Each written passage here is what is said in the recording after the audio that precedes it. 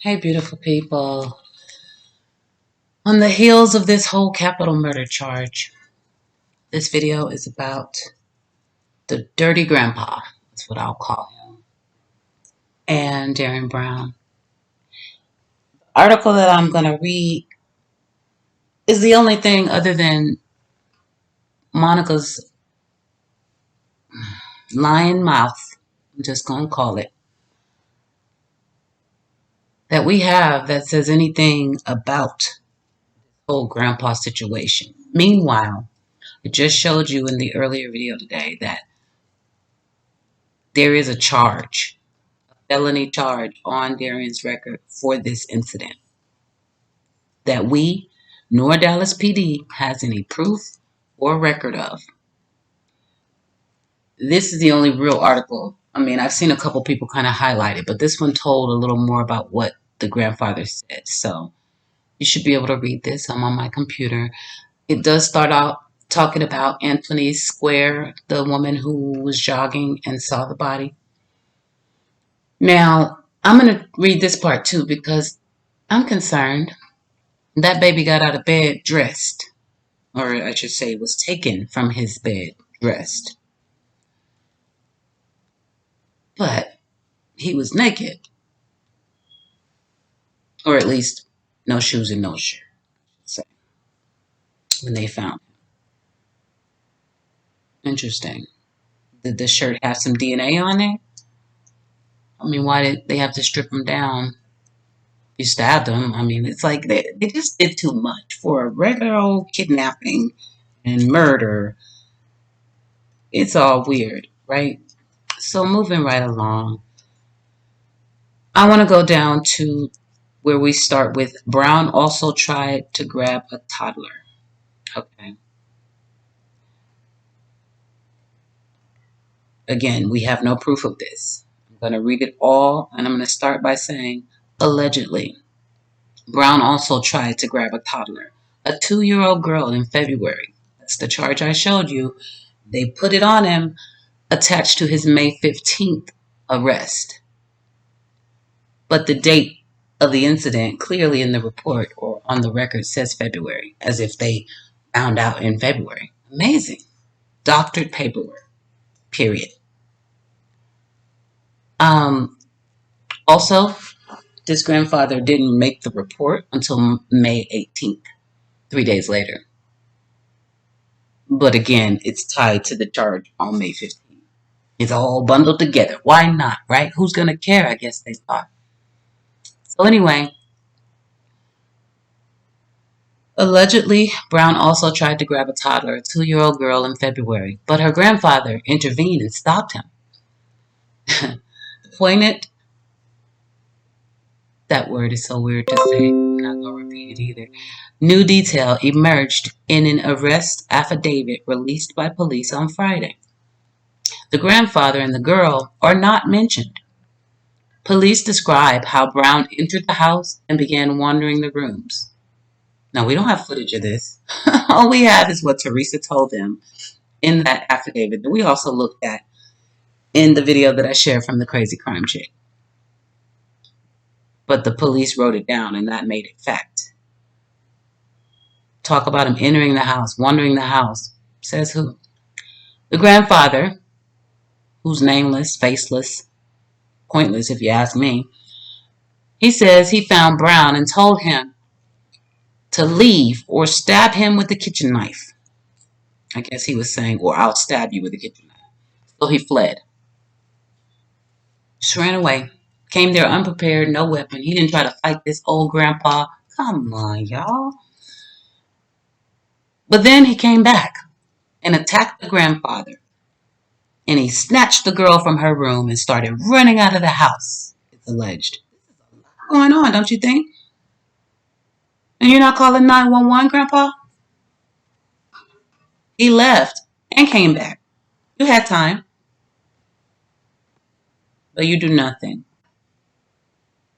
Except, as we know, later on, you talk to Monica about it for some reason. And Monica says, oh, he's got a mental disability. Don't call him. And you said, okay, cool. Really? After some... Give me a break, man. Give me a whole break, please.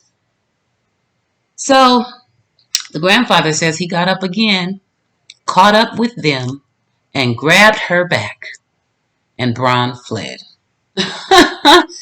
Grandpa caught up with an 18-year-old and snatched his granddaughter back.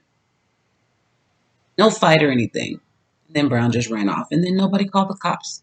Just another normal day. Are you freaking kidding me? It's unclear if they knew each other or how Brown allegedly entered the house or was even targeted. I love that part because he was totally targeted. But the grandfather initially chose not to press charges or even notify the police. Neighbors say they called the police about Brown for trying to break into cars in the area, but nothing was done. Does this make any sense? Days after the incident, he, the nameless grandpa, said he ran into Brown at Walmart and claimed Brown said, "Sorry I tried to take your grandchild with me." If this don't sound like some drug head storytelling. On May 18th, 3 days after Cash was kidnapped, the grandfather changed his mind and met detectives to tell them he wanted to press charges. And that's all it took for another burglary slash, I believe it was habitation or something like that, intent to commit felony charges on his record. Now take a little look at this neighborhood. This is what I was talking about in another video. I'm not saying it's perfect, but man, that looks like a pretty decent neighborhood. Pretty nice cars, look like some working class people. Nobody called the cops. And when somebody supposedly did call the cops about all this craziness going on, the cops didn't do anything. Yet they get a call on the 15th about a supposed robbery in the morning. 3 hours later, a kidnapping. And I see 1, 2, 3, 4, 5, 6, 7, 8, 9, 10 cops out here. So DPD will respond, apparently. So if this guy had called back in May, had this really happened, I figured we would see a scene just like this. And Darren would have been off the street already. Which brings me back to my earlier point. This is some bullshit. Beautiful people, please hit the like button and put this out there. We have to take a deeper look. They have to take a deeper look. They cannot do this to this young man. And if he's going down, he needs to take everybody with him. Heath Harris, do your thing. You have 24 hours to respond so you can become his counsel. Otherwise, it's going on over to this lady here because this is the other request that I saw in his paperwork for it's not a request, it's the court appointed attorney. Now she looks decent enough, and I don't mean physically. I've read through this and looked into her history here, and I'll pull it up so y'all can see it while I'm here. She's been in Texas forever. She's been doing this for about 23 years. She used to work with the district attorney's office. I mean, she's well versed. So I don't know if it's good or bad if we end up with her instead of Heath. But I know Heath better get in there and accept his appointment of counsel. Otherwise, I'm going to accuse him of clout chasing. Being all over the darn TV talking about he can't wait to represent. But you got 24 hours, and I didn't make that up.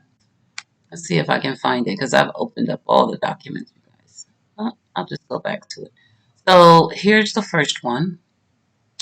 We saw election of counsel. That was the one with his signature, Darren's signature, where he's saying, yes, please give me an attorney. Come on. Poor baby don't even know. He does not need that. He doesn't need that from them. But again, where's mama? Where's mama? I would sell everything on both floors of my house to get my baby an attorney. Do you understand? I would sleep on the court steps because I was now homeless, because I will sell everything in here. And we haven't heard from Miss Mimi since about the 19th of May when she said he would never do this and he's schizophrenic. And now she's what, off the radar? Anyway, sorry, y'all. This has got me heated. I'm taking it real personal right now. So anyway, this one here, see that? Appointed attorney Heath Harris. This appointment must be confirmed by 10 a.m. the following business day using the defense portal. If you fail to notify the court by confirming receipt, the appointment does not become effective. A different attorney will be appointed to the case, and you will not be compensated for this appointment. So, get your money, Heath, okay? 10 a.m. tomorrow morning is the latest. You should be there now. There should be a signature on this already that I just can't see because you have been talking about this for a minute. So I think you should be guns blazing. And if not, signature again right there. This is Darren's election of counsel. He's saying, yes, I'm requesting the court make a determination of indigenous and appoint counsel to represent me.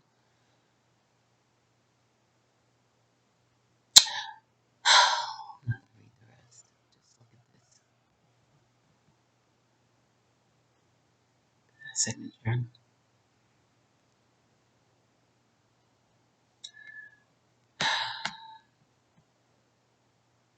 Capital murder. That's the charge. As Snoop would say, murder was the case that they gave me. Do you guys see the bill? That's a lot of zeros. $5 million. Because once again, as I pointed out earlier, they have no proof. So this is supposed to give us proof and understanding for why that bill has to be so damn high and why there's no personal bond. But it just says based on his arrest history. Well, he's 18. Unless he has a lengthy juvenile record that's sealed somewhere, I have searched the heavens and down low too. He had no record before the 15th of May. And that February charge didn't exist before the 18th of May. So take that to the bank. Now, you denied him because of his history. Really? Where? Pending cases? This is the pending case. Well, I just don't get it. Arrest history, criminal history, he didn't have until this day. So they are just railroading the heck out of him. If you don't see this, then you're biased. And that's okay. You have a right to your own darn opinion. If Heath does not respond in time, they've also sent this out to Miss Valerie Baston. I'm going to assume Baston. That's who I just showed you guys over here. That's who will be his attorney if Heath doesn't respond. Or maybe they will both work together. Maybe that's a thing. But she has the same time frame, by 10 o'clock tomorrow morning. And then after that it says, let's scroll down here. Counsel is required to contact the accused within 48 hours of receipt of this order/appointment by mail or in person, with an in-person visit being the preferred method of contact as required by Texas Code of Criminal Procedure.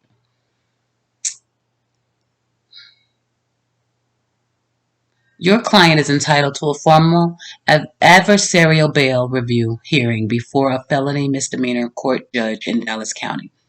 If your client's case has been pre-assigned to a felony misdemeanor court, please inform the coordinator of the court in which the case has been pre-assigned.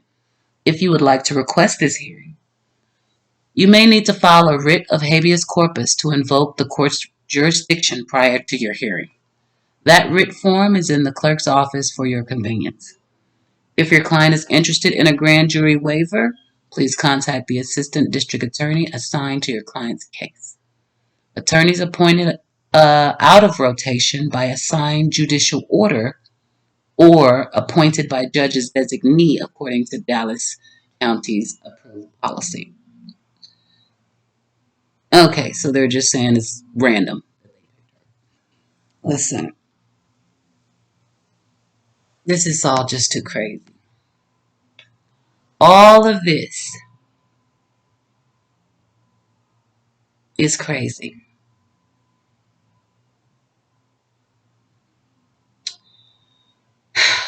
Mr. Heath Harris, once again, do what you said you would do. If he's schizophrenic or whatever, who cares? Realistically, it matters. It does, because if they let him walk around with a mental health condition and no one tried to help him, well, there's somebody else at fault there too. If he did the crime, he's got to do the time. But I don't think he did it. And I know damn well he didn't do anything by himself. You don't know what'll happen tonight. I apologize for the advertisement. Tell it to you first. Hello, everybody. I'm Heather Hayes. And I'm Steve Eager. It's 9 o'clock. Here for you, first at 9. Fox 4.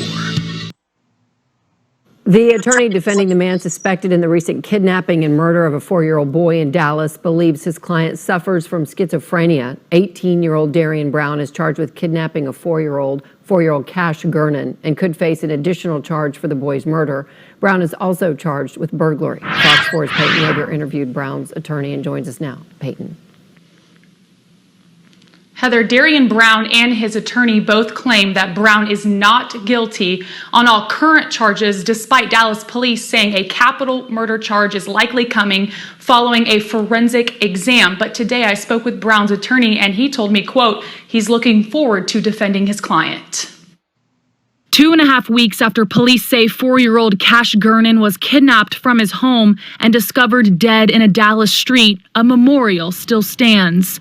Meanwhile, 18-year-old Darriynnbrown sits in the county jail facing kidnapping and burglary charges in connection to the child's disappearance and death.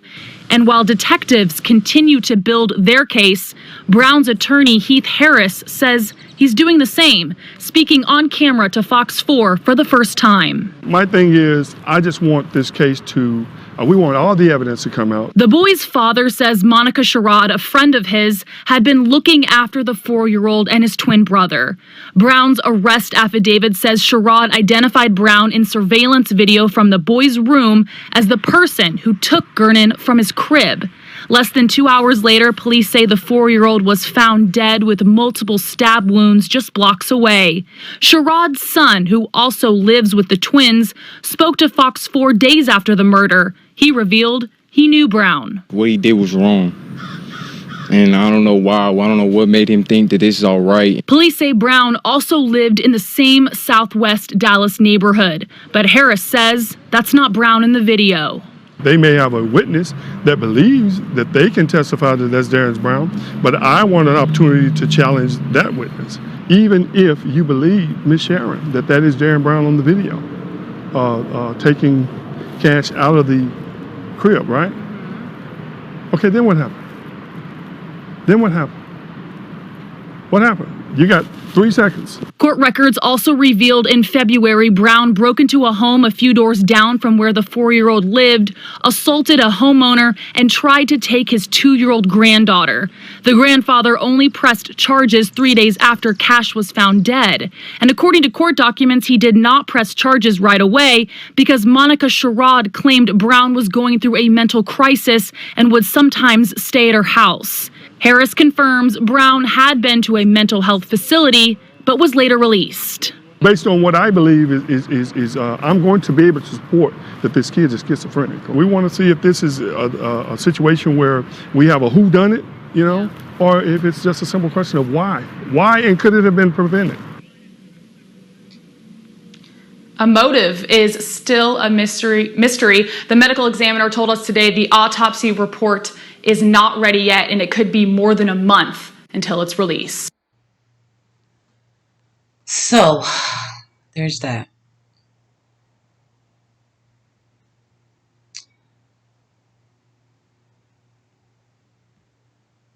You guys, I thought Monica didn't even know him. Remember? At first, she told the cops there was an unknown individual on her camera. And then all of a sudden, oh, that's Brown. He's been around the neighborhood terrorizing people. As a matter of fact, he came to my house a couple days ago, and I wasn't home. I was out shopping, and I was angry at him, and I told him, you stay away from here. I don't want you. That's the quote I read. I don't want you? Interesting. But it turns out you do know him. And your father knows him, too. I saw all the comments on Facebook. I just don't always share that kind of stuff. I read. And then I research to make sure that these people are credible. And oh, Mr. Pinkerton, oh, when I saw the message where someone commented and said, she didn't know him. He lived there for 10 months. And Dad came back. They added a little more. They said something like, and he knew the whole layout of the house. So Dad chimed in because he was happy for somebody to be accusing Darren the way he is. You're absolutely right. You know, he knew the layout, blah, blah, blah. But he failed to say, no, he didn't live there for 10 months. We barely knew him. He failed to do that. So it goes all the way back to Monica's character again. And how do you trust every word out of somebody's mouth when they are obviously pathological liars? I don't get it.